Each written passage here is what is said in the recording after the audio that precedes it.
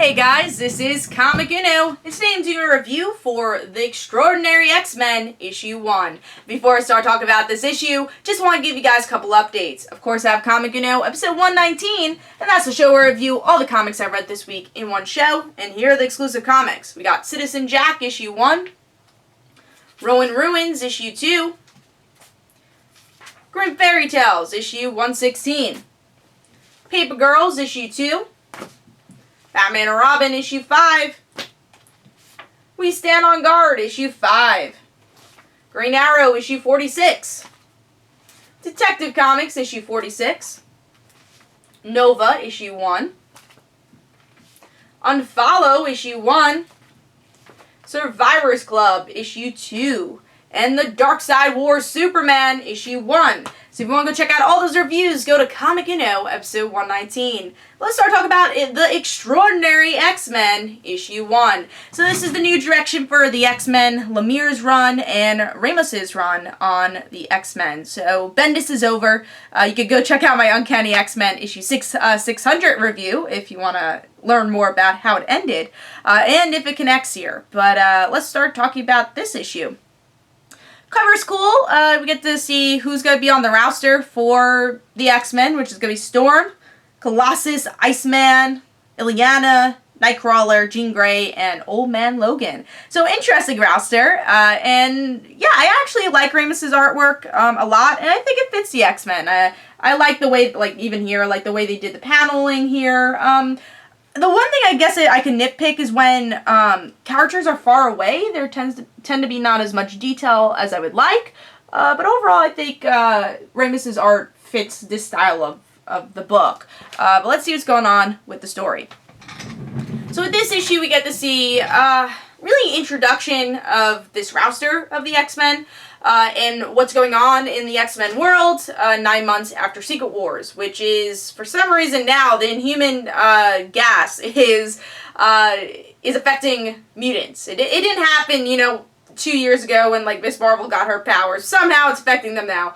And they are worried, and this means that mutants are sterilized. There's not going to be any more mutants. How many times have we heard that before?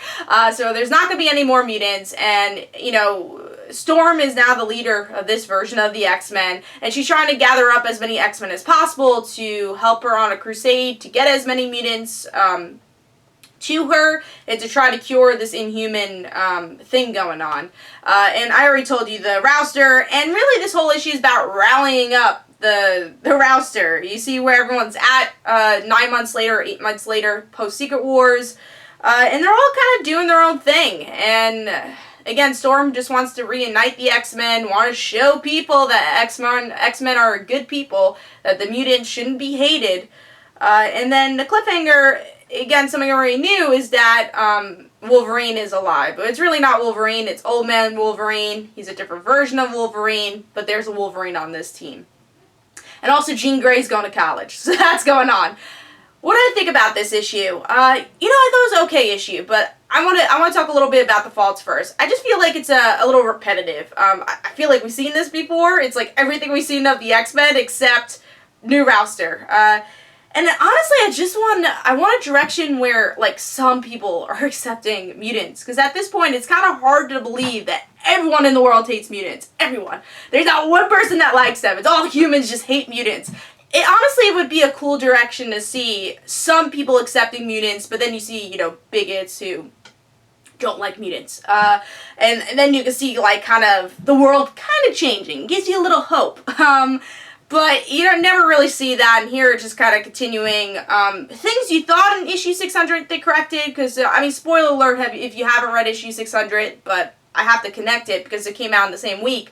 Cyclops, he tries to show everybody that mutants could be together and not harm people, and trying to show humans that mutants are good, and he's trying to just, like, kind of reclaim his name, and then it goes back to everything that issue didn't really do anything, because Storm's like, I just want to prove that everything that Cyclops did, it's not what every mutant is. I'm like, haven't we passed this before? Like, isn't this something we've gotten over with? I mean, the whole Cyclops thing, it's still happening, but how many times can you forgive him and not forgive him? It gets a little annoying, so that's why I'm like, it's kind of repetitive. I've seen a lot of this already.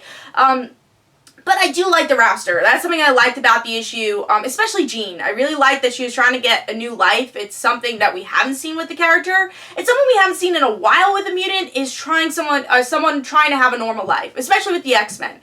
With the X-Men, usually, again, like this, it'd be a first issue, someone's like going to college or getting a job, and they never could live their normal life because they have to join the team, they have to live together and just deal with X-Men stuff. I'm like, honestly, it'd be kind of cool to see Jean go to college, but also be an X-Men, and see if her friends accept her, and like kind of be in the real world, and interact with humans a little bit more than just themselves.